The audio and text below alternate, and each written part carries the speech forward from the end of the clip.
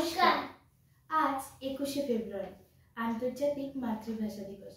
তাই আমিও আমার ছেলে একটা কবিতা পাঠ করে শোনাচ্ছি। অপূর্ব দত্তের বাংলা টাংলা।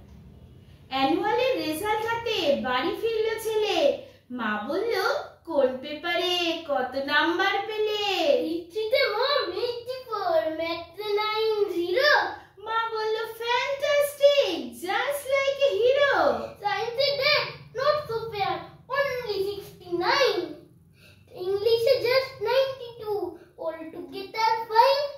জিওগ্রাফির পেপারে তো 100-এ 100, ডুবিয়ে দিল বেঙ্গলিটা, very poor grade.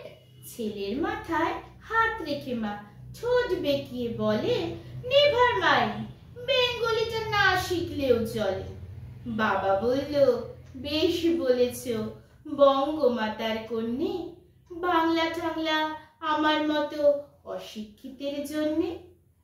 Vidyasagar, Rabindranath, নেহাত ছিলেন বোকা, না হলে কেউ শখ করে হয় বাংলা বইয়ের পোকা। মা বলল, চুপ করো তো, ওর ফলটা কিসে? স্কুলে কেন বেঙ্গলিটা পড়ায় না ইংলিশে? নমস্কার।